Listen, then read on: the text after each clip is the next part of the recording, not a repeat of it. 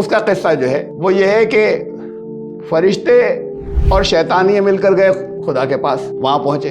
فرشتوں نے حضرت ایوب کی بڑی تعریف کی۔ شیطان بولا تعریف کی بات کیا ہے، اتنا اللہ نے دولت دی ہوئی ہے، بے پناہ ان کو دولت دی ہوئی ہے، اتنی اولادیں ہیں، اتنے عیش و عشرت ہیں۔ اللہ نے کہا اچھا میں دیکھ لیتا ہوں، میں ان کا مال و دولت چھین لیتا ہوں۔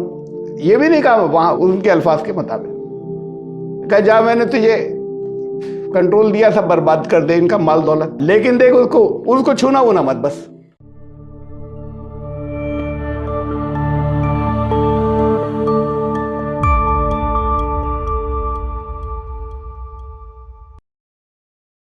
Subscribe the channel and press the bell icon to get an update.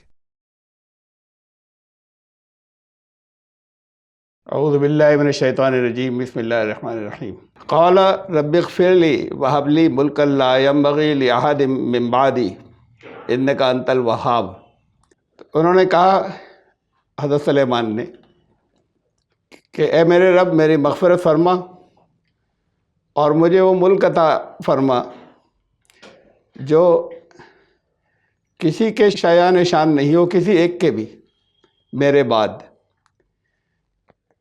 بے شک آپ بہت عطا کرنے والے ہیں۔ سورہ صاد کی آیت نمبر 35 سے درس آج کا شروع ہو رہا ہے، 38-35۔ ترجمہ آپ نے سنا اس آیت کا، اس کا جو پہلے سے جو چلا آ رہا ہے کنٹیکسٹ وہ یہ تھا کہ ان کا بیٹا نالائق نکلا، دنیا کے اعتبار سے بھی اور دینی اعتبار سے بھی وہ اس قابل نہیں تھا کہ وہ لوگوں کی رہنمائی کر سکے یا کوئی نمایاں مقام ہو اس کا۔ اسے قرآن نے جیسے خالی ایک جسم ہو اس سے تعبیر کیا ہے۔ اس کے بعد پھر یہ آیا ہے، تو انہوں نے دعا کی کہ اے میرے رب میری مغفرت فرما۔ اب یہ مغفرت فرمانا تو ہر ایک انسان یا اچھے لوگ جتنے ہیں، کوئی پریشانی آتی ہے، کوئی چیز ناخوشگوار ہوتی ہے تو اس کے اوپر اللہ سے مغفرت طلب کرتے ہیں کہ شاید میری کوئی غلطی ہو تو اللہ اس کی سزا سے بچا لے۔ وَهَبْ لِي مُلْكًا لَا يَنبَغِي لِأَحَدٍ مِّن بَعْدِي، اور مجھے ایسی بادشاہت عطا فرما، ایسا ملک عطا فرما کہ میرے بعد کسی کو وہ زیبا نہیں دے، اور بے شک تو ہے ہی بہت زیادہ عطا کرنے والا، آپ بہت عطا کرنے والے ہیں۔ یہ دعا، یہ الفاظ ایک نبی کے شایان شان نہیں محسوس ہوتے کہ اللہ کا کوئی نبی بادشاہت کی دعا کرے۔ اللہ نے بخشش تھی، اس کے اوپر اللہ کا شکر ادا کریں، وہ اللہ کا احسان ہے، اور اس کا اچھا استعمال کریں، اس لیے کہ ساتھ میں نبی بھی تھے۔ لیکن یہ خواہش کہ اب میرے بعد پھر کسی کی ایسی نہ ہو، ایسی ہو جائے میری بادشاہت، یہ کسی نبی کو زیبا نہیں دیتا۔ اور ساتھ سے پہلے یہ ہے کہ انہوں نے اپنی جو کچھ بھی مطلب جو جس تکلیف پریشانی میں پھنسے تھے تو انہوں نے اللہ سے مغفرت طلب کی تھی، اور اس کے فوراً بعد پھر یہ الفاظ آ رہے ہیں، اور ایسا محسوس ہوتا ہے آگے کی آیات سے کہ اللہ نے دعا قبول کی، یعنی اس پہ کوئی ناراضگی نہیں ہوئی اللہ کی۔ تو کچھ دعا کا مطلب غلط سمجھا ہے ہم نے۔ یہ اس کے اندر یعنی الفاظ محذوف ہیں، جسے ہم ہڈن کہتے ہیں، بہت ہے قرآن شریف میں، بہت اچھے اچھے جو کلام ہوتے ہیں اس میں، ہمارے یہاں شاعری میں، اچھی نثر میں بھی ایسے اشعار ہوتے ہیں جہاں کچھ محذوف ہوتا ہے، سمجھ جاتے ہیں کہ یہ یہاں پر کسے کہا جا رہا ہے، کس کا تذکرہ ہے، کچھ ہڈن جیسے ہم کہتے ہیں۔ اس پر میں نے خود بھی اطمینان نہیں ہوتا تھا تو بہت سی تفسیریں دیکھی، کم سے کم 10-12 دیکھی۔ روح المعانی میں ملی ایک چیز جو میرا تو ذہن نہیں گیا، بس یہ تھا کہ اس کے اوپر کچھ دل نہیں ٹھکتا تھا، تسلی نہیں ہوتی تھی کہ نبی یہ تمنا کر رہے ہیں کہ بہت زبردست بادشاہت مل جائے اور آئندہ کسی کو ملے نہیں ایسی۔ دل نہیں ٹھکتا تھا اس کے اوپر، اور تشریح اور تشریحات میں تفسیروں میں کچھ ملا نہیں۔ ایک جگہ ملا مجھے، شیخ آلوسی کی روح المعانی ہے، عربی میں ہے، تو اس میں ملا، جو انہوں نے لکھا کہ انہوں نے بھی یہی بات کہی کہ نبی کو زیب نہیں دیتی ایسی دعا جیسے الفاظ سے ہمیں محسوس ہو رہا ہے۔ تو انہوں نے ایک بات یہ کہی کہ قرآن میں ایسا ہوتا ہے، ایسا جگہ جگہ ہے کہ یہ بعد لفظ جو ہے یہ غیر کے معنوں میں آیا ہے۔ دیکھیے پہلے تو میں بتا دوں کہ یہ سورہ جاسیہ کی آیت ہے، یہ آیت نمبر 23 45-23 فَمَن يَهْدِهِ مِن بَعْدِ اللَّهِ أَفَلَا تَذَكَّرُونَ۔ تو پھر اسے کون ہدایت دے سکتا ہے اللہ کے بعد؟ اب یہ بعد لفظ کائے کے لیے آتا ہے اگر ہم لفظی معنوں میں لیں تو؟ اللہ کے بعد، اللہ کے بعد تو کچھ نہیں، من بعد اللہ کا مطلب ہے من غیر اللہ۔ اب اللہ کوئی غیر ایسا نہیں کر سکتا جو خدا نہیں ہو کہ ان کو ہدایت دے دے۔ اللہ کے سوا کوئی غیر ایسا نہیں ہو سکتا کہ جو اب اس کے بعد بھی انہیں ہدایت دے دے۔ پیچھے سے تذکرہ چل رہا ہے جن کا بھی سورہ جاسیہ میں، تو یہ بعد اللہ معنوں میں ہے، غیر اللہ، غیر اللہ کے معنوں میں۔ وہی یہاں پر بھی ہے، من غیری، من بعدی نہیں، مطلب بعد یہاں غیر کے معنی میں ہے، یعنی یہ الفاظ استعمال ہوئے بعد غیر کے لیے۔ مجھے ایسی بادشاہت عطا کر۔ اب دیکھیے پس منظر یہ ہے کہ آگے کچھ حالات، چونکہ نبی بھی ہے، نبوت کی ذمہ داری ہے، ملک بڑا ہے ایک، تو مجھے ایسی بادشاہت عطا کر کہ میرے علاوہ کوئی غیر کو زیب نہیں دے، کہ مطلب کوئی غیر مجھ سے چھین نہیں لے سے۔ اب یہ بیٹا تو ہے نہیں، تو کوئی غیر اسے نہیں چھین لے، یہ اس کی نعمت کا شکریہ جو اس نے کی ہے، لیکن تمنا یہ ہے کہ پھر یہ غیروں کے ہاتھوں میں نہیں چلی جائے، اس طرح کی بادشاہت ہو۔ تو یہ انہوں نے روح المعانی میں انہوں نے دیا ہے، اور یہ اس سے یوں سمجھیے کہ دل کو لگی بات یہ کہ یہ ٹھیک ہے، یعنی نبی کے لیے، نبی کی شان کے مطابق یہ بھی انہوں نے اس معنوں میں کہا، اور اس دعا بھی اس لیے کی کہ بیٹا ایک نکل گیا جب نالائق تو یا اس قابل نہیں ہے کہ ورثے کو سنبھال سکے، بادشاہت بھی ہو اگر آگے اس کو نبوت نہیں بھی ملتی تب بھی ہے کہ عدل و انصاف کے ساتھ میں جو کچھ جو ہے وہ سب ختم ہو کر پھر دوبارہ ویسے ہی لوگ چھین لیں، ویسے ہی ہو جائے، ختم ہو جائے سب کچھ۔ کیونکہ میں یہ دعا کی کہ میں ایسی حکومت چاہتا ہوں کہ پھر کوئی آپ تو جس سے چاہے لے لیں، لیکن کوئی غیر اللہ جو ہے وہ اس کو ہتھیا نہیں سکے مجھ سے، اس طرح کی مجھے حکومت دے دیجیے، ایسی بادشاہت ہو۔ اب یہ معنی جو ہے پھر یہ ہوئے، جو ترجمہ جو ہوتا ہے وہ من بعدی کا وہ تھا، لیکن اب اس تشریح کے ساتھ میں جو ترجمہ ہے اصل میں یہ ہوا کہ انہوں نے کہا ہے میرے رب میری مغفرت فرمائے اور مجھے ایسی ایک، اور یہ دعا ملک کی جو ہوتی، لفظ ملک جو ہوتا ہے وہ روحانی حکومت کے لیے بھی آتا ہے، اور یعنی سرداری کے لیے اس حضرت عیسیٰ نے دعا کی، یا کہا دعا بھی کی خدا کی بادشاہت آئے۔ تو یہ وہ بادشاہت زمین کی بادشاہت نہیں تھی، انہیں جب پکڑا گیا تو ان پر یہ یہودیوں نے الزام لگایا عدالت کے اندر کہ یہ اپنے آپ کو یہ یہاں پر یہ کہتا ہے کہ یہ کنگڈم جو ہے یہ میری ہے، یہ اپنے آپ کو ہی کہتا ہے یہ میری سلطنت۔ تو انہوں نے کہا یہ اس حکومت کی بات نہیں کرتا میں، یہ جو لوگوں کو نظر آتی ہے وہ یہ نہیں۔ اور انہوں نے کہا کہ یہ اس کے اندر انجیلوں کے اندر ہے کہ تم اب اس کے اہل ثابت نہیں ہوگے تو خدا کی بادشاہت تم سے لے کے دوسروں کو دے دی جائے گی۔ تو خدا کی بادشاہت یہ دنیا کی حکومت نہیں، بنی اسرائیل سے منتقل ہو گئی امت محمدی کو، وہ خدا کی بادشاہت جو تھی، تو خدا کی بادشاہت ان کے اس معنوں میں تھی۔ تو ملک لفظ جو ہے وہ کنٹرول، دنیاوی کنٹرول کے لیے بھی آتا ہے اور اسپریچول کنٹرول کے لیے بھی آتا ہے۔ تو اے میرے رب میری مغفرت فرما اور مجھے وہ حکومت عطا کر، چاہے روحانی حکومت ہم کہہ لیں، کہ میرے علاوہ کسی غیر کے لیے یہ نہ ہو کہ مجھ سے چھین سکے۔ اور بے شک آپ تو بہت عطا کرنے والے ہیں۔ فسخرنا لہو، اب اس کے بعد ہوا یہ سب کچھ، اس دعا کے بعد، فسخرنا لہو الریح، ہوا کو مسخر کر دیا ان کے لیے، ہوا ان کے تابع ہو گئی، بِأَمْرِهِ، اس کے حکم کی تابع ہو گئی، رخان حیث اصاب، اور جہاں کہیں بھی وہ جانا چاہتے تھے وہاں ان کو آرام سے لے جاتی تھی۔ یہ ہوا کا مسخر ہونا، میں نے پہلے بھی اس کی تشریح کی جب ان کا تذکرہ سورہ انبیاء میں آیا تھا، حضرت سلیمان علیہ السلام کا، حضرت داؤد کا، اور پھر حضرت سلیمان کا۔ اس دور کے اندر وہاں تک یہ پہنچے ہوئے تھے حضرت سلیمان، یمن تک سے تجارت ہوتی تھی، وہاں کی خبریں آئیں، ان خبروں کے اوپر وہ یمن کی طرف چلے تھے، تجارت ہوتی تھی، تو یہ خشکی کے راستے سے نہیں ہوتی تھی۔ حضرت سلیمان علیہ السلام کے دور میں سب سے پہلے ایسا محسوس ہوتا ہے تاریخ کے اندر کہ کشتیاں شروع ہوئیں، بادبانی کشتی جو ہوا سے کنٹرول ہوتی ہے، اور کشتیاں تھیں الٹ جاتی تھی یا انہیں لنگر ڈالنے پڑتے تھے، یا جہاز جو تھے انہیں لنگر ڈالنے پڑتے تھے اگر ہوا مخالف ہو تو۔ جو بادبانی کشتی ہوتی ہے وہ ہوا کے پریشر کا رخ بدل دیتی ہے،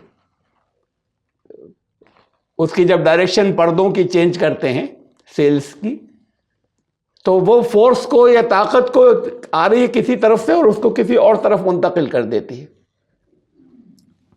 تو یہ ہوا کا مسخر ہونا یہ ہے کہ پھر بہت لمبے لمبے سفر تھے، 1000 کلومیٹر سے زیادہ کا راستہ ہے وہاں سے یمن کا، جہاں اسرائیل، جہاں پر حضرت سلیمان علیہ السلام کی آج جہاں اسرائیل ہے، جہاں اس سے وہاں سے اگر سمندر سے چلیں تو 1000 کلومیٹر سے زیادہ کا راستہ ہے اگر سیدھے چلیں تو بھی۔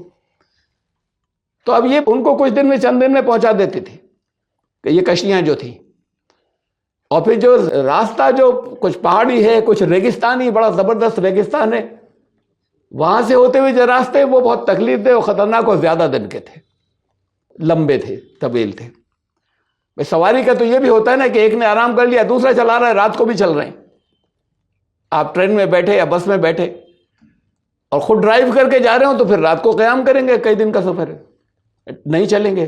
ایک سفر یہ بچے گا، تھکن بچے گی، راستہ بچے گا، اور پھر وہ جو راستوں کی مشکلات تھیں جو خشکی کے راستے کی تھی، وہ یہاں پر دوسرے خطرات ہوتے تھے، لیکن ہوا کے اوپر کنٹرول کا مطلب جو ہے وہ یہ ہے کہ اللہ نے ان کو وہ صلاحیت عطا کی کہ ہوائیں ان کے بیڑے کو، تجارتی بیڑے کو یا اس کو جو ہے وہ لے کر چلی جاتی تھی۔ میں نے اس کے اندر یہ میپ میں بنایا، یہ سبا جس جگہ ہے، یہ نیچے والا جو سرکل بنا ہوا ہے، اور اوپر کے حصے میں یہ اسرائیل ہے، تو درمیان میں بھی اس کے یعنی سمندر نہیں ہے، درمیان میں بھی ایک پانی کا حصہ ہے، اور اس کے بعد پھر اچھی خاصی لمبی یہ خلیج چلی گئی ہے۔ تو یہ حصہ تھا کہ جہاں سے سفر کرتی ہوں گی کشتیاں یا جہاز جاتے ہوں گے، تقریباً سیدھا سا ہے جو سفر یہ کرتے تھے۔ اس کو یہ دوسرا میپ ہے، اسے کلیئر کریں تو یہ خشکی کے راستے سے یہ ایرو بنا ہوا ہے، اور راستہ جو ہے وہ سمندر کا۔ یہ بھی کہا جاتا ہے کہ کہہ نہیں سکتے، اس کو تاریخی طور پر آخری طور پر ثابت نہیں ہے کہ ادھر بھی جاتی تھی اور اسپین تک جاتی تھی کشتیاں، معلوم نہیں، یا جہاں تک بھی جاتی ہوں ممکن ہے قریب کے کسی علاقے میں، یونان ہے، ترکی ہے، وہاں تک جایا کرتی ہوں، سمندر جو اس طرف ہے۔ تو وہ بحری بیڑا جو تھا وہ سب سے پہلے حضرت سلیمان علیہ السلام کے دور میں شروع ہوا، اور اس کا بڑے پیمانے پر اس کا استعمال شروع ہوا۔ یہ تھا ہواؤں کا مسخر ہو جانا، ہوائیں ان کے کنٹرول میں ہو جانا۔ اس سے پہلے ہواؤں کا کنٹرول لوگوں کے اوپر ہوتا تھا، اور کشتیاں الٹ جاتی تھی یا کشتیاں آگے سفر، جہاز آگے سفر نہیں کر پاتے تھے۔ وَالشَّيَاطِينَ كُلَّ بَنَّاءٍ وَغَوَّاصٍ، اور ان کے تابع جو ہے شیاطین یا جنات کر دیے تھے، اور وہ ان کے لیے بلڈنگز بناتے تھے، کنسٹرکٹرز تھے، بننا، اور غواص غوطہ زن بھی تھے۔ وآخرین مقرنین فی الاصفاد، اور کچھ اور بھی تھے جو زیادہ سرکش تھے، وہ زنجیروں میں جکڑے رہتے تھے۔ زنجیریں ضروری نہیں کہ یہ ایسی چینز ہوں جو جنہیں ہم چینز کہتے ہیں، ان کی زنجیریں کچھ اس کے ذریعے بھی ہو سکتی کہ دعا کے ذریعے یا ان کے کچھ اسپریچول فورس کے ذریعے کہ وہ جو کھڑے ہیں وہ قید ہیں۔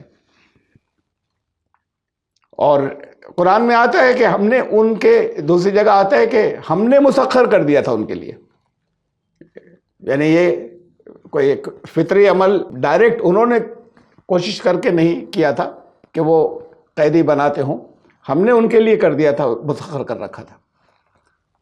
اور جو کوئی پھر سرکشی کرتا تھا تو ایک آگ کا شعلہ اس کا پیچھا کرتا ہے. ھذا عطاؤنا فمنن او امسک بغیر حساب. اور پھر حضرت سلیمان ان سے پھر فرمایا کہ ہم نے یہ سب ہماری عطا ہے تمہارے لیے، اور اب تم چاہے اس کا استعمال کرو، اس عطا کو اپنے پاس رکھو، اور چاہے دوسروں کو بھی اس میں شریک کرو، سب کے لیے اس کو تقسیم کرو، اسے بانٹو، دوسروں پر احسان کرو، اور اس کا تم سے کوئی حساب نہیں لیا جائے گا. اور انہوں نے یہی کیا جیسا کہ ایک اچھا انسان کرتا ہے، بھی دے دیا تمہیں، عطا کر دیا، تو پھر انہوں نے اس کو ان کی اللہ کی عطا کو تقسیم کیا. وَإِنَّ لَهُ عِندَنَا لَزُلْفَىٰ. تو ہمارے لیے ہمارے بارگاہ میں ان کو خاص قربت حاصل تھی. وحسن مآب، اور پھر ان کا ٹھکانہ جو ہے وہ بھی بہترین ٹھکانہ ہے، یعنی بات کو بھی. وَاذْكُرْ عَبْدَنَا ایوب، اور یاد کرو ہمارے بندے ایوب کو بھی. اذ نادا ربہ انی مسنی الشیطان بنصب وعذاب. جب انہوں نے اپنے رب سے دعا کی، اپنے رب کو یہ پکارا کہ شیطان نے مجھے چھو دیا ہے، یا اس کی وجہ سے مجھے بڑی سخت تکلیف اور عذاب، مصیبت، اذیت اور تکلیف جو ہے وہ مجھے پہنچ گئی ہے، اس کے اندر مبتلا ہو گیا ہوں. یہ دعا کی. اور یہ دعا جو ہے سورہ انبیاء میں کیا کہا ہے یہاں پر؟ وَأَيُّوبَ، اور ایوب اذ نادا ربہ، جب انہوں نے اپنے رب سے دعا کی، انی مسنی الضر وانت ارحم الراحمین، مجھے بڑی تکلیف پہنچی ہوئی ہے اس وقت، اور آپ تو ہیں رحم فرمانے والے، تمام رحم فرمانے والوں سے زیادہ بڑھ کر رحم فرمانے والے. اور ویسے تو ایک ابھی مطلب پر آتے ہیں، لیکن نبیوں کی دعائیں دیکھیے. پھر کچھ نہیں ہے، میری تکلیف، بڑے پریشان ہوں، دور کیوں نہیں کرتے، یہ میں ٹھیک ہو جاؤں، میں پہلی جیسی صحت ہو جائے، آپ رحم فرمانے والے ہیں اور میں بڑی تکلیف میں ہوں، بس ختم، پھر اللہ کے حوالے کر دیا. یہ ایک بڑا اچھا انداز ہے. یہ تمام نبیوں کی دعاؤں کا، جتنے بھی ہیں، دعا کرنے کا ایک بہت ہی اچھا انداز، ایک بندگی والا انداز. کہہ نہیں رہے کہ ایسا کر دیجئے، اپنی حالت میں بہت تکلیف ہو رہی ہے، مجھے بہت پریشانی میں، اور آپ تو سب رحم کرنے والوں سے زیادہ بڑھ کر رحم فرمانے والے ہیں. یہاں پر دعا یہ ہے کہ میں بڑی تکلیف میں ہوں، مجھے بڑی اذیت پہنچی ہوئی ہے اس وقت. اور یہ جو ابھی تھی اس صورت میں تھی دعا، وہ تو سورہ انبیاء میں تھی. انہی کی دعا یہی، مجھے شیطان نے چھو دیا ہے. اذ انی مسنی الشیطان، تکلیف اور اذیت کے ساتھ میں. یہاں پہ کیا ہے؟ انی مسنی الضر، مجھے ضرر پہنچا ہوا ہے، ضرر نے چھو دیا ہے، بیماری نے یا تکلیف نے بہت سخت مجھے چھو دیا ہے. تو یہ تکلیف جو ہے یہ اور شیطان دونوں ہم معنی ہیں حضرت ایوب کے معاملے میں، یعنی دونوں کے ایک ہی معنی ہیں. یہ تکلیف جو پہنچی ہے شیطان کی وجہ سے پہنچی ہے. تو شیطان کی وجہ سے، ایسے تو مادی تکلیف ہے کسی نبیوں کو پہنچنا نہیں ممکن، جسمانی. شیطان کے ایک معنی جو ہیں وہ لغت میں شیطان کے معنی سانپ کے بھی ہوتے ہیں، اور اس پر کسی نے غور نہیں کیا مفسرین نے. سانپ نے کاٹ لیا ہوگا، اور کوئی اس وقت اس طرح کے علاج نہیں ہوا کرتے تھے جیسے آج ہوتے ہیں. اگر جس وقت جلدی سے پھر میڈیکل ایڈ دینے کے بعد اس کے زہر کو نکالا جا سکے، یا زہر کو اس کے اثرات کو ختم کیا جا سکے. پھر یہاں پر یہ ہے کہ اور محسوس ایسا ہوتا ہے کہ سفر میں تھے، اور دوسری جگہوں پہ جو الفاظ ہیں میں دکھاؤں گا آگے، کہ جیسے کہیں چل رہے ہیں اور سفر میں ہوں، وہاں پر ایسا پیش آیا واقعہ، کیسے سانپ نے ان کو ڈسا. تو اس سے جو کچھ بھی تکلیف ہوئی، وہ تکلیف جو ہے وہ اتنی پھیل گئی کہ یعنی بہت زیادہ اذیت میں پڑ گئے کہ جو سارا جسم متاثر ہوا. وہ آگے جو زہر اس سے جتنا بھی پھیلا، اس سے تمام جسم متاثر ہوا. انہوں نے یہ دعا کی تھی. ضرر جو ہے یہ سانپ تھا، شیطان. ان دونوں کو ہم جب کمپیئر کرتے ہیں تو ایک الفاظ ہے، وہاں کا شیطان سے پہنچ گئی مجھے یہ، یہاں پر کا یہ مجھے بڑی تکلیف پہنچ گئی، تکلیف سے میں مبتلا ہوں. ارکض برجلک، یہ ارکض چلنے کو کہتے ہیں، چلو، سواری کو کہتے ہیں، مارنے کو بھی کہتے ہیں، مطلب پیر مارنے کو بھی جب پاؤں کے ساتھ میں آئے. لیکن اصل اس کے لیے بھی آتا ہے، گھوڑے کی سواری کے لیے بھی، اگر لفظ گھوڑا ساتھ میں آئے تو، یعنی کہیں چلنا. اس سے محسوس ہوتا ہے کہیں سفر میں تھے. ان کا اب ذرا یہاں پاؤں سے چلو اپنے، تھوڑا سا جو ان کو اس جگہ پر اس تکلیف اور پورا جسم متاثر ہوا ہے. ارکض برجلک، تو اب ذرا سا پاؤں کا استعمال کرو، چلو. ھذا مختصر، چلو گے ذرا سا تو یہیں پہ دیکھنا کہ ایک تمہیں چشمہ ملے گا. اب ہمارے یہاں تفسیروں میں یہ ہے کہ ان سے کہا پاؤں مارو زمین پہ، وہاں چشمہ پھوٹ گیا، یہ پاؤں کا استعمال کرو چلو، تو یہ نہیں کہ وہاں پہ مارا تو پھر چشمہ پھوٹ گیا، کیونکہ یہ تھوڑی سی دور پہ رہنمائی ہوئی کہ ذرا پاؤں سے چلو، یہی چشمہ ہے یہیں پر ایک ہذا مختصل، چشمہ ہے بارد و شراب، ٹھنڈا چشمہ ہے نہانے کے لیے اور پینے کے لیے، پانی پیو اس کا اور اس میں غسل کرو۔ اب میڈیسنل کوالٹیز ہوں گی اس کی، گائیڈنس ہوئی کہ اس کے اندر نہاؤ ٹھیک سے، بیماری وہ جتنا بھی پھیل گیا تھا جسم کے اندر، اثرات جو پھیل گئے تھے، اور اسی پانی کو اس کے پیو بھی۔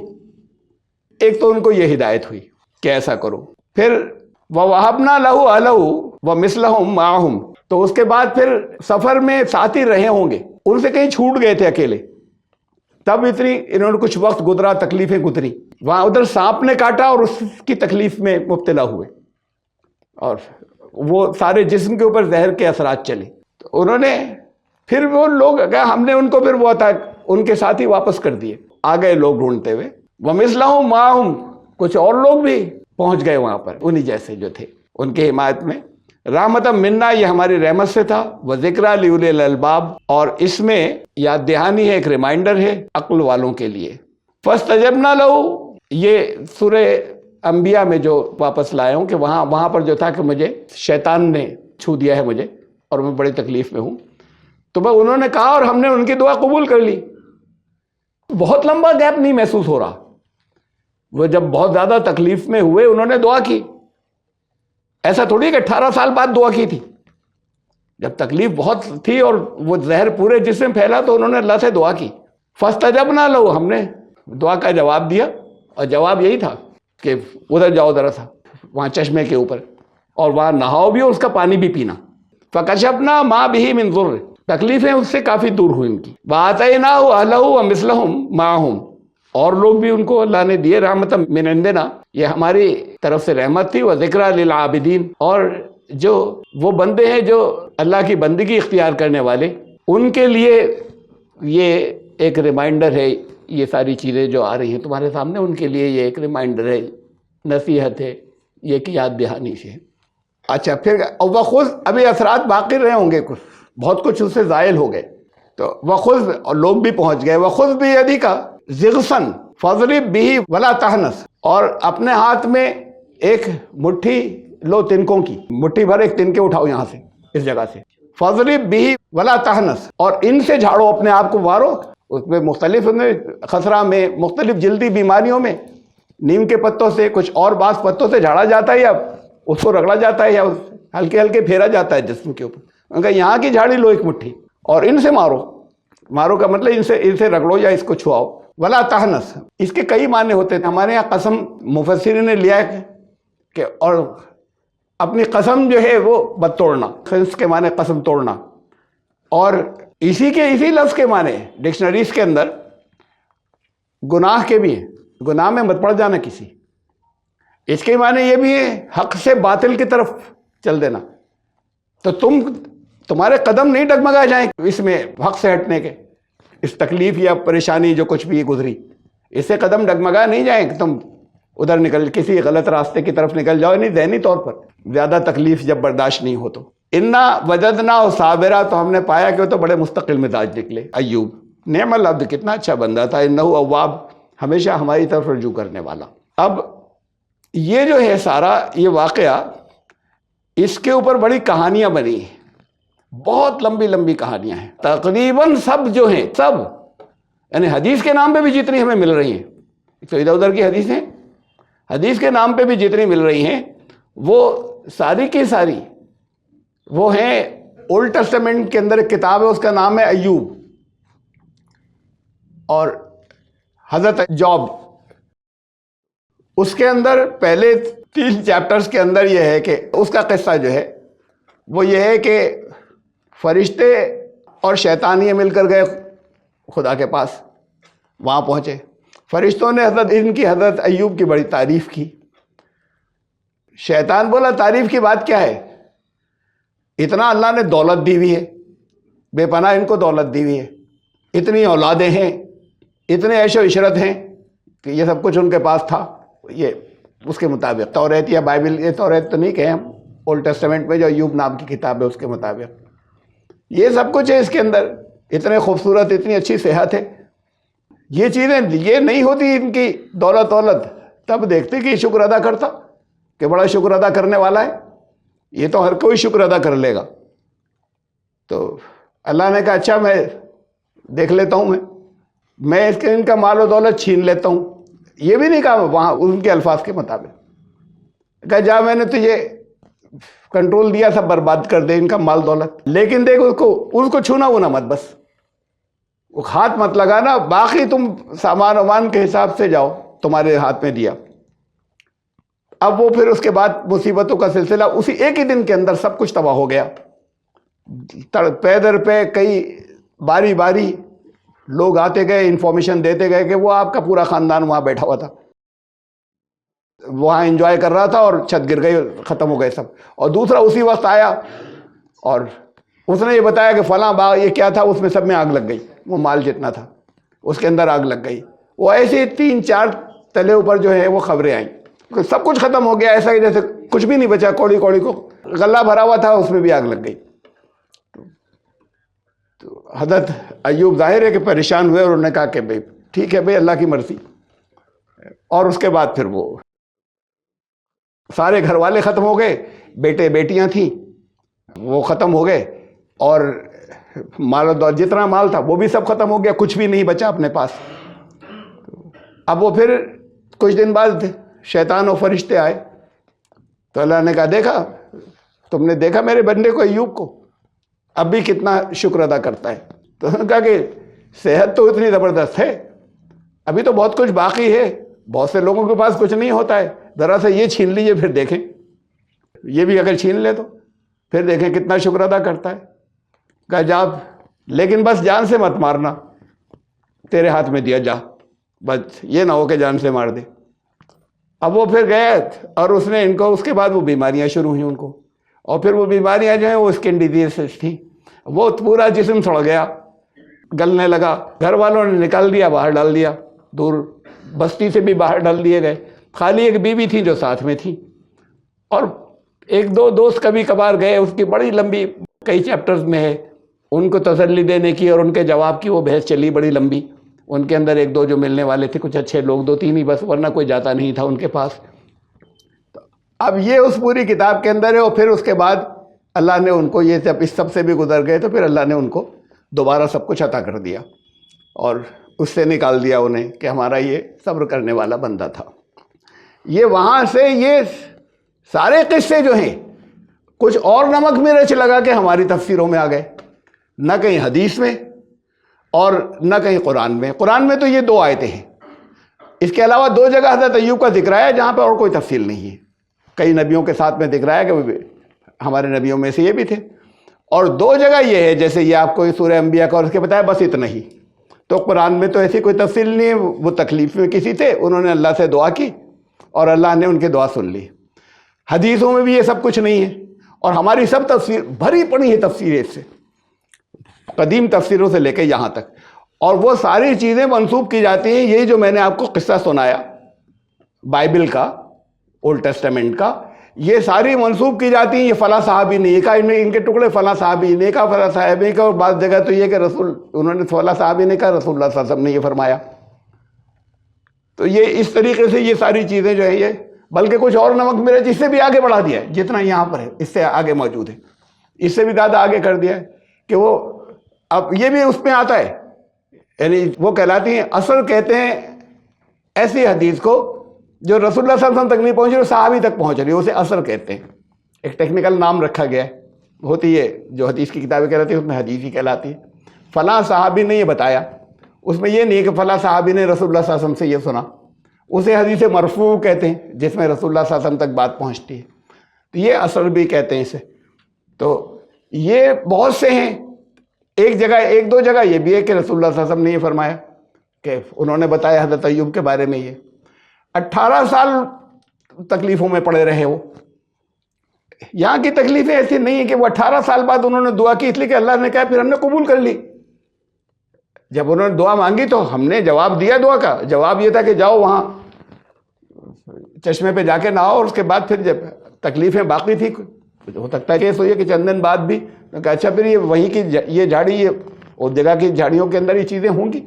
جیسے یہاں پر بہت سی سے ہربز ہوتے ہیں اور بہت سی وہ چیزیں ہوتی ہیں مختلف جو شفا کے لیے اچھے ہوتے ہیں, پیڑ کی ٹہنیاں اور پودے, ان کا کہ اس سے اپنے آپ کو رگڑو, اس سے جھاڑو اپنے آپ کو.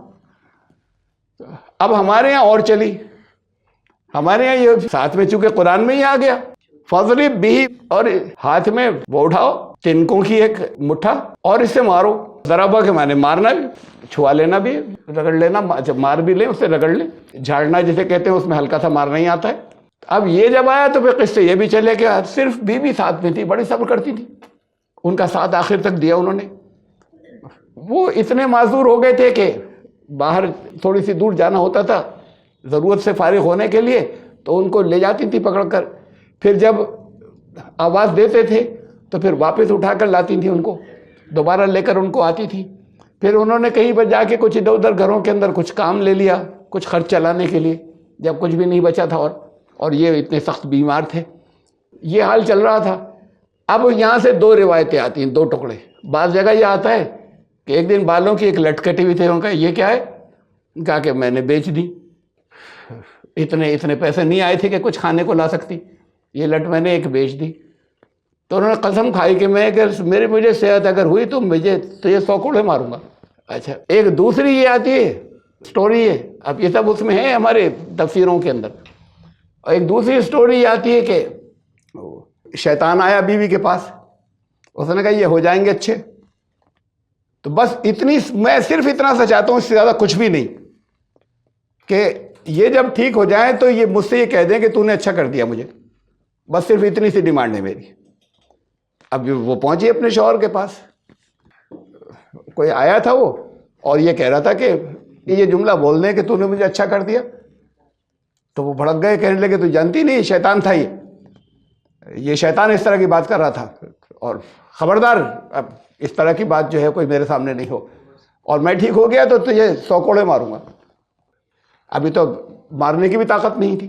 اب 100 کوڑے کی قسم جو ہے وہ پوری کرنی تھی جب صحت ہو گئی. تو وَخُذْ بِيَدِكَ ضِغْثًا, اپنے ایک مٹھی وہ اٹھاؤ تن کے, فَضْرِبْ بِهِ, اس سے مارو, وَلَا تَحْنَثْ, اور یہ تم قسم مت توڑنا اپنی. یہ قسم توڑنے کے معنی میں بھی آتا ہے, یہ تینوں معنی ہیں اس کے اندر, ڈکشنریز کے اندر. قسم مت توڑنا. اب سب نے یہ لیا قسم, تو پھر کوئی قسم ہوگی. وہ قسم یہ فرض کی گئی, چونکہ آگے یہ اس کے آگے آیا کہ جب اس میں یہ تھا کہ ایک مٹھی وہ اٹھا لینا, تو جب یہ تھا کہ 100 کوڑے مارنے کو کہا تھا, انہوں نے قسم کھا لی تھی. اب جب ٹھیک ہو گئے تو انہوں نے کہا اب کروں کیا, قسم پوری کرنی ہے. تو پھر اللہ نے یہ کہا کہ ایسا کرو کہ یہ ایک مٹھی اٹھا لو, قسم مت توڑو اپنی, 100 تن کے اٹھا لو, اور 100 اٹھا کے ایک ہی بار میں مار دو. وہ 100 سے مار دیا تم نے, تو وہ 100 ہو جائیں گے پورے. اب اس پہ فقہی بحثیں چلی آگے, اس کے اوپر فقہی بحثیں چلی, کہیں نہیں, نہ قرآن میں نہ حدیث میں, اور بڑی لمبی لمبی بحثیں, فقہی بحثیں. وہ یہ ہے کہ اگر کسی کو سزا دینی ہے, کوڑے مارنے ہیں, 100 کوڑے مارنے ہیں, تو 100 دھاگوں کو بٹے اور ایک مار لیں, بشرطے کہ ہر دھاگا چھو جائے اس کو. ایسے اگر مار دیا جائے تو ہو جائے گا پورا. اب بعض نے کہا نہیں, ہر ایک کے بارے میں نہیں کرنا چاہیے, ایسا کر تو سکتے ہیں, لیکن ایسا کوئی بہت بیمار ہو اس کے لیے کر لیں, یا کوئی بہت اچھا آدمی ہو, کوئی غلطی ہو گئی تھی بس اس کے لیے کر لیں, ورنہ عام قاعدہ نہیں بنائے تھے. تو بہت بحثیں ہیں اس کے اوپر, حنفی, شافعی اور طرح طرح کی, یہ اس بات کے اوپر کہ وہ 100 تن کے اٹھا لینا. کہیں کہاں پر 100 ہے, ایک مٹھی اٹھا لینا. نہ یہ ہے کہ 100 کوڑے مارنے کی انہوں نے قسم کھائی تھی, کہ قسم مت توڑو, 100 تن کے اٹھاؤ اور ایک ہی بار میں مار دو, ہو گئی پوری بات, پوری ہو گئی. مولانا مودودی نے لکھا ہے کہ حیلہ شرعی ہے, لیکن حیلہ شرعی وہاں جائز نہیں ہے جو کسی پر زیادتی کے لیے ہوتا ہے یا اچھے کام کو چھوڑ دینے کے لیے ہوتا ہے, جیسے زکوٰۃ میں لوگ کر لیتے ہیں. وہ سب تو حرام ناجائز ہیں, کفر تک پہنچ جاتی ہیں باتیں, کہ جو لوگ اس میں کر لیتے ہیں کسی فرض کو چھوڑنے کے لیے ہیلے کرتے ہیں. لیکن کسی اچھے کام کے لیے ہیلہ کیا جا سکتا ہے, حیلہ شرعی. تو یہ حیلہ شرعی ہے. یہ کوڑے مارنے والی انہوں نے بھی لی ہوئی ہے, کہ 100 کوڑے لے کے انہوں نے, مودود صاحب نے, مولانا امین حسین اصلاحی صاحب نے بھی لی ہوئی ہے, اور بہت تفسیروں کے اندر ہے جگہ جگہ. تو یہ سب چل رہی ہیں. ہاں ایک روایت اس کے اندر بھی آ گئی بخاری کے اندر، یعنی نبی کی شان سے بالکل الگ باتیں ہیں کہ جب وہاں جو چشمے پہ کہا کہ یہاں نہا لو، اب نہا رہے تھے، وہاں تو بات یہ نا کہ وہاں پاؤں مارا وہیں پھوٹ گیا تھا، تو اب اس میں چشمے میں نہا رہے تھے، کپڑے سارے اتار پھینکے انہوں نے، برہنہ نہا رہے تھے، چلیے کوئی بات نہیں، تنہائی تھی، نہا رہے تھے، برہنہ نہا رہے تھے، جب نہا رہے تھے تو پانی کے بجائے سونے کی ٹڈیاں برسنے لگی اوپر سے۔ اب ان کے پاس 2 گودام تھے، وہ خالی ہو چکے تھے، ایک میں گیہوں بھرتے تھے، ایک میں جو بھرتے تھے، وہ گیہوں والا بھی اس سے بھر گیا ٹڈیوں سے، اور یہ والا بھی ٹڈیوں سے بھر گیا، اس سے سونے سے بھر گیا جو والا تھا۔ اب ان کے اوپر برس رہی تھی، انہوں نے جلدی جلدی سمیٹنا شروع کر دیا جھک کر، وہ اکٹھا کر کے وہ بھرنا شروع کر دی جتنی ادھر ادھر گر رہی تھیں۔ تو اللہ نے یہ کہا کہ یہ کیا کر رہے ہو ایوب؟ تو میں تو سمجھتا تھا تم ان ساری چیزوں سے بے فکر بے نیاز ہو چکے ہو۔ تو حضرت ایوب نے کہا کہ اس سے میں بے نیاز ہو سکتا ہوں، لیکن میں آپ کی رحمت سے بے نیاز نہیں ہو سکتا، یہ تو آپ کی رحمت برس رہی۔ اب یہ جملہ اس طریقے سے کہنا جو ہے، یہ بھی وہ ہے کہ ہیلا نکال کر کچھ کہہ دیا، اکٹھی کر رہے ہیں دولت، یہ بھی سب نبی کے مزاج کے خلاف ہے جو ہمارے اس کے اندر آ گئی۔ بس ایک ہی آئی ہے بخاری کے اندر اس سارے قصے سے متعلق، اور باقی پتہ نہیں کن کن مجموعوں سے کون کون سی ہیں۔ ایک شیخ البانی رحمۃ اللہ علیہ بڑے مشہور ہیں۔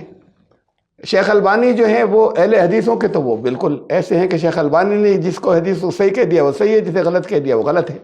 ابھی قریب کے دور میں ان کا انتقال ہوا، تو شیخ البانی نے احادیث پہ انہوں نے اپنا بھی ایک مجموعہ بنایا، اور احادیث پہ سب کے جہاں کسی کو صحیح غلط لکھنا ہوتا ہے تو آخری بات ہو جاتی ہے کہ البانی نے کہا یہ صحیح ہے، البانی نے کہا کہ یہ ضعیف ہے، البانی نے کہا کہ یہ غلط ہے۔ تو وہ بڑے اس درجے کے اتھارٹی مانے جاتے ہیں، اور اہل حدیث حضرات تو ان کو بالکل ایسے مانتے ہیں کہ ان سے بڑا کوئی آج تک گزرا ہی نہیں علم والا۔ تو انہوں نے جو اپنا مجموعہ اکٹھا کیا اس میں یہ پورا اوپر سے ملغوبہ شروع سے آخر تک چلا آ رہا ہے، جو پورا بائبل سے اٹھا ہوا، جتنا سارا وہ بائبل کے اندر تھا وہ سب انہوں نے ویسے ہی بیان کر دیا شیخ البانی نے، اور یہ کہا کہ یہ صحیح ہے۔ تو آپ کے کس حدیث کے اندر یہ ایسا آیا ہے صحیح ہے، اور ادھر ادھر کی مختلف جو ادھر ادھر کی روایات تھیں ان سب کو اکٹھا کر کے بنائے، تو وہ سب جو ہیں وہ وہاں سے لی ہوئی چیزیں ہیں جو دور کی الگ مجموعے کی حدیثوں کے نام سے جگہ جگہ آ گئی ہیں، جن کی کوئی زیادہ حیثیت وہ نہیں ہے سند کے اعتبار سے۔ یہ قصے جو ہیں، اور اس میں اور بھی اس کے بہت سے، اس قصے کے بہت سے ویریشنز ہیں جس کے اندر چینجز ہیں، تبدیلیاں ہیں، اور اس پر لمبی لمبی بحثیں چل رہی ہیں کہ 18 سال جو ہے وہ رہے سخت اس تکلیف میں بیمار، 18 سال بعد انہیں یہ نجات ملی۔ تو کہیں 18 سال نہیں آیا، کہیں یہ کہا ہمارا بہت مستقل مزاج بندہ تھا، ہم نے کہا تکلیف اس میں ایسا ہو تو مستقل مزاجی کی بات ہے، کسی ادھر ادھر کی بات میں مت پڑ جانا، تو کوئی وسوسہ نہیں آ جائے، کوئی اور چیزیں نہیں آ جائیں تمہارے ذہن کے اندر، تو اس میں مت پڑ جانا، تم ایسے علاج کرو۔ تو یہاں ایک تعلیم بھی دی گئی ہے ہمارے سامنے، جب اس کو رکھا تو وہ اللہ کے بڑے ثابت قدم بندے تھے، انہوں نے تکلیف برداشت کی، اور پھر اس سے ایک دم سے تھوڑی ٹھیک ہو جاتا ہے، ہلکے ہلکے کر کے ٹھیک ہو گیا، ان کا مرض جاتا رہا، جو کچھ اللہ نے بتایا تھا کہ یہاں پر یہ کرو۔ بہت سی چیزیں ہوتی ہیں کہ جس جگہ پر کہیں تکلیف ہوتی ہے اس کے قریب کہیں کوئی اس کا علاج ہوتا ہے۔ کتنی ہربز اور جڑی بوٹیاں ایسی ہوتی ہیں کہ جو جگہ جگہ ہوتی ہیں، جنہیں ہم جانتے نہیں ہو، بے پناہ مفید ہوتی ہیں، تو وہاں اس جگہ پر اللہ نے رہنمائی کی۔ وہ پانی ایسے ہوتے ہیں کہ بعض سلفر ملے ہوئے ہوتے ہیں، بعض اور دوسرے اس کے اندر ایلیمنٹس دوسرے جو ہیں وہ میٹلز یا ایلیمنٹس ملے ہوتے ہیں کہ اس سے اسکن ڈیزیزز جو ہیں وہ ٹھیک ہوتی ہیں۔ بہت سی وہ چیزیں ملی ہوتی ہیں جو پینے سے بھی، یعنی اندر انٹرنل تکلیفیں جو اندر پہنچ گئی ہیں، باقی چیزیں جو ہیں وہ ٹھیک ہوں۔ تو کہا اس سے خوب نہاؤ، اور یہ چشمہ یہاں پر ہے اور اس کا پانی بھی پینا ہو۔ پھر بات کو یہ کہا کہ اب ہو گئے، کہا جس سے تڑپ رہے تھے، بہت کچھ ہو گیا تھا، اس سے نکل گئے تھے، اس سے اور آگے کہا کہ یہ اس سے جھاڑا کرو اپنے آپ کو، یہ جو یہاں پر جو اس جگہ پر اس مقام کے اوپر یہ جو بتایا ہوگا کہ کون سی اٹھا لو، یہ اس کے تنکے جمع کر لو۔ تو وہ اس سے اپنے کو جھاڑتے تھے، کہا بیوی کو مارنا ہے 100 کوڑوں سے، 100 کوڑے مارنے ہیں تو 100 تنکے اٹھا کے جو ہے اس سے ایک دفعہ مار دیا جائے، پھر باقی باتیں چل رہی ہیں۔ تو اب یہ نبیوں کے ساتھ یہ اس طرح کی خرافات جو ہیں وہ آ جاتی ہیں اور گڑھی جاتی ہیں، جو ان کے اس چیز کو بھی نہیں دیکھتے کہ نبوت کے مزاج کے، ان کے اسٹیٹس کے، ان کی پاکیزگی کے خلاف جاتی ہیں ساری چیزیں. انہوں نے اس کے بعد اگر تھے اچھی حیثیت کے ہوں گے، پھر اللہ نے صحت دے دی تو پھر ٹھیک ٹھاک حیثیت ہوگی، اچھی حیثیت ہوگی، کیونکہ کوئی مال جمع تو کرتے نہیں نبی. اگر کمایا بھی بہت تھا تو وہ تو سب خرچ کر دیتے ہوں گے. تو اس کے بعد پھر اللہ نے ان کے لیے رزق روزی میں بھی اور برکت دے دی ہوگی. جب دوبارہ صحت مند ہو گئے تو تکلیف میں چند روز گزرے، اس سے پہلے کہ وہ جو جھاڑنا شروع کرتے اپنے آپ کو، اس سے پہلے بھی تھوڑی سی ایسی تکلیف رہی کہ جو ناقابل برداشت تھی زہر والی وہ تو ختم ہو گئی تھی، لیکن جو جتنا زہر سرایت کر گیا تھا اس سے جتنی تکلیفیں تھیں وہ جھاڑنے سے ختم ہو گئی. تو یہ صاف الفاظ کے اندر یہ قصہ ہے. اس میں ہم اس میں سے یہ الفاظ نہیں لیتے تحنس کے معنی ولا تحنس، اور یہاں سے اپنی مٹھی میں ہی اٹھاؤ اور اسے 100 کوڑے مارنے والی بات کرتے ہیں. پھر ان کی اہلیہ کے اوپر بھی الزام لگا دیتے ہیں. اور الزام بھی کیا بھائی، اگر اس بیچاری نے اپنے بالوں کی لٹ بھی اگر بیچ دی ہو، یہ بھی کوئی اس کے لیے ان کو اسی کے اوپر ذمہ داری تھی کھانے کی اور اس کی جو کچھ بھی 2 وقت کی وہ کچھ کہیں لگے. اگر ایسے حالات تھے تب اگر کرتی تھی تو پھر یہ کون سا ایسا گناہ ہو گیا کہ جس سے 100 کوڑے ماروں گا؟ یا شیطان نے اگر آ کے یہ کہا اور وہ نہیں سمجھی، ان کی آ گیا سمجھ میں، تو یہ کون سی ایسی بات تھی کہتے اب تجھے 100 کوڑے ہی ماروں گا؟ اسے کہتے توبہ کر، سمجھی نہیں، شیطان تو بات ختم ہو گئی. یہ سب چیزیں شان نبوت کے خلاف ہیں اور کسی کو محسوس ہی نہیں ہوتی. ہمارے پرانے لوگوں کو جہاں سے یہ چیزیں چلی آ رہی ہیں، یہ کہ جدید مفسرین کی بھی بڑی تعداد ہے اس کے اندر، اچھی خاصی تعداد اسی کے اندر بہہ گئی. خیر، اس سے ہم آگے چلتے ہیں. وذکر، جیسے اوپر سے بہت سے انبیاء کا چلا آ رہا تھا، اسی انداز میں پھر یہ ہے کہ اچھا یاد کرو ہمارے ان بندوں کو، ابراہیم و اسحاق و یعقوب اولی ایدی والابصار. ابراہیم، اسحاق، یعقوب علیہ السلام، اولی الایدی، یہ وہ تھے ہاتھ والے، دونوں چیزیں باعمل لوگ تھے ہاتھوں سے. اس کے لیے بھی آتا ہے کہ طاقت تھی ان کے پاس، پاور تو شاید نہیں تھی حضرت اسحاق، حضرت یعقوب، لیکن بات کو حضرت یوسف کے پاس آئی ہے اس خاندان کے اندر. اولی الایدی ان کا نام آیا نہیں یہاں پر. اولی الایدی، ہاتھ، دونوں ہاتھ والے، یعنی وہ باعمل تھے. یہ سب کے سب ایسا نہیں تھا کہ کسی ایک جگہ بیٹھے رہتے ہوں اور بزرگ بنے ہوئے اور وہاں سے کچھ جو ہیں وہ اپنے جاری کر رہے ہوں وہ ارشادات. یہ وہ لوگ تھے جو باعمل لوگ تھے فیلڈ کے. حضرت ابراہیم کہاں سے کہاں پہنچ رہے ہیں، شام سے، ملک شام سے پہنچ رہے ہیں، مکے پہنچ رہے ہیں کعبے کی تعمیر کے لیے. بات کو لمبے سفر کر رہے ہیں. حضرت لوط کو لے جا کے وہاں پہ بسایا، اردن کے اندر، جارڈن کے اندر. تو حضرت ابراہیم زندگی چلتے رہے، کتنے لمبے، یہ 3 4 ہزار کلومیٹر کے سفر ان کے جس میں وہ چلتے تھے.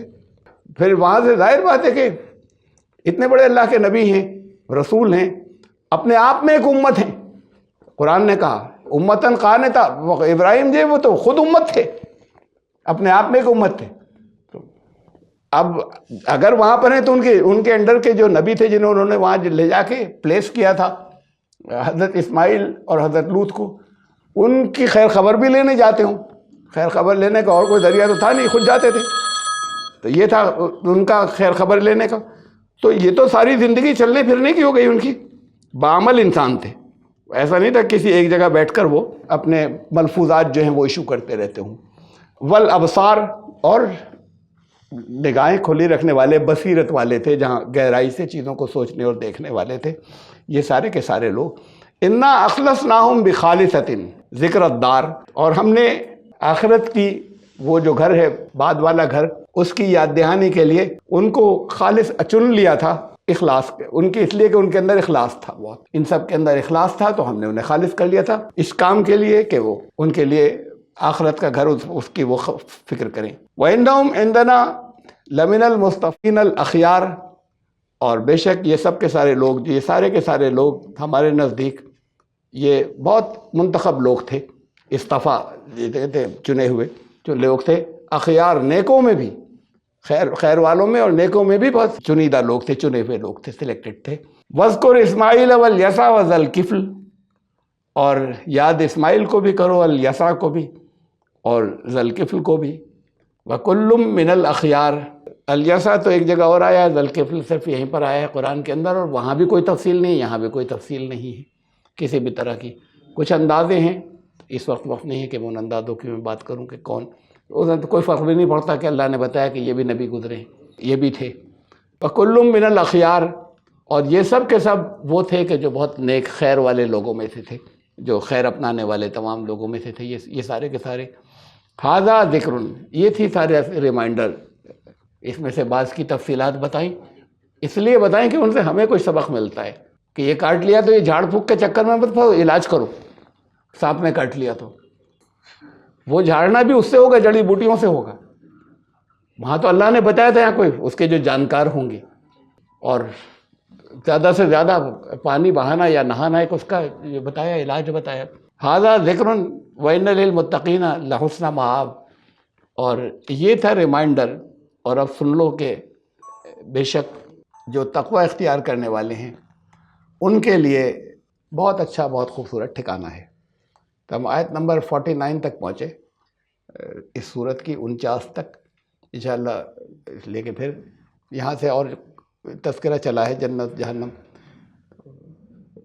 آیت نمبر 50 سے، تو انشاءاللہ زندگی رہی تو آیت نمبر 50 سے پھر سورہ صاد کی دوبارہ شروع کریں گے آگے۔ سبحان اللہ۔